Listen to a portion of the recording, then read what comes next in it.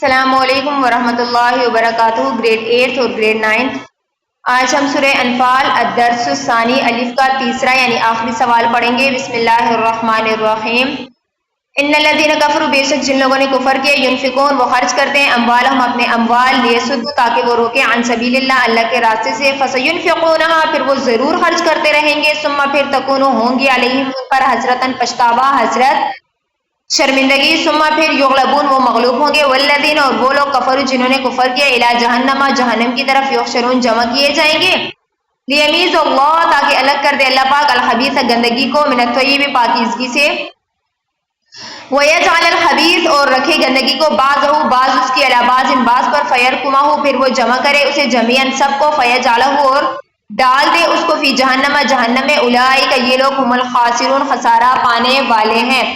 اب آیا ان آیات میں کیا بات ہے؟ ان آیات میں یہ بات ہے کہ سب سے پہلے تو آپ نے یہ نوٹ کرنا ہے کہ فی سبیل ان سبیل اللہ سے کیا مراد ہے؟ ان سبیل اللہ سے مراد اللہ کا راستہ ہے، یہ تو معنی ہو گیا۔ مراد کیا ہے؟ دین کا راستہ، ٹھیک ہے۔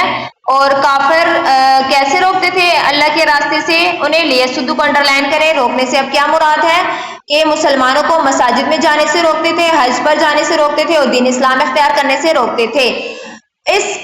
ان تمام جگہوں سے روکنے کے لیے وہ اپنا مال خرچ کرتے تھے۔ اب اس آیت کا شان نزول بھی ہے۔ بعض علماء کہتے ہیں کہ یہ آیت ان لوگوں کے بارے میں نازل ہوئی ہے جنہوں نے بدر کے موقع پر قریش کے سارے لشکر کو کھانا کھلایا تھا، اور وہ لوگ کتنے تھے؟ 12۔ ان کے بارے میں یہ نازل ہوئی ہے کہ اگرچہ یہ خرچ کر رہے ہیں لیکن بعد میں انہیں پچھتاوا ہوگا۔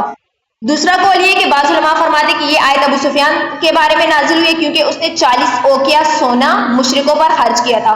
تیسرا قول یہ کہ یہ آیت ان تمام کافروں کے بارے میں نازل ہوئی ہے جو کہ اللہ پاک کے راستے سے روکنے کے لیے اپنا مال خرچ کرتے ہیں، کیونکہ سب کافر مسلمانوں کے خلاف جنگ میں کچھ نہ کچھ خرچ تو کرتے ہی رہتے ہیں، تو ظاہر ہے یہ جو مسلمانوں کے خلاف خرچ کرنا ہے یہ ایسے جیسے کہ مسلمانوں کو اللہ کے راستے، دین کے راستے، مسجدوں میں جانے سے اور حج پر جانے سے روکنے کے لیے خرچ کرتے ہیں۔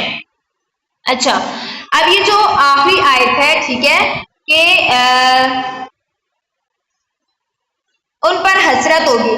اب حسرت کیوں ہوگی؟ ثم یغلبون اور وہ مغلوب کیوں ہوں گے؟ ظاہر ہے اب ان کافروں نے اپنی ساری سرمایہ زندگی یعنی جو کچھ انہوں نے کمایا تھا، سارے کا سارا مال انہوں نے خرچ کر دیا تھا، کس مقصد کے لیے؟ لوگوں کو اللہ کے دین سے روکنے کے لیے، لیکن لوگ تو اللہ کے دین سے نہ روکے بلکہ اور گروہ در گروہ کافر مسلمان ہو کر اسلام میں داخل ہوتے گئے۔ تو یہ کہا کہ یہ کتنی بڑی بے وقوفی کی بات ہے کہ ایک انسان جس راستے میں اپنا پورا مال خرچ کر دے لیکن جس مقصد کے لیے خرچ کرتا ہے وہ مقصد بھی حاصل نہ ہو اور اس کا مال بھی اس کے ہاتھ سے چلا جائے، تو یہ پچھتاوے کا باعث بنے گا۔ یہ تھا آپ کا سوال، سبق یاد کیجیے گا، اپنا خیال بھی رکھیے گا، اور یہ درس ثانی الف آپ کا کمپلیٹ ہو گیا۔ کچھ دنوں تک آپ سے ٹیسٹ لیا جائے گا، چاہے کسی بھی طریقے سے ہو، ٹھیک ہے۔ تو سبق یاد کیجیے گا، لیکچر ریپیٹ نہیں ہوں گے۔ وآخر دعوانا الحمدللہ رب العالمین، فی امان اللہ۔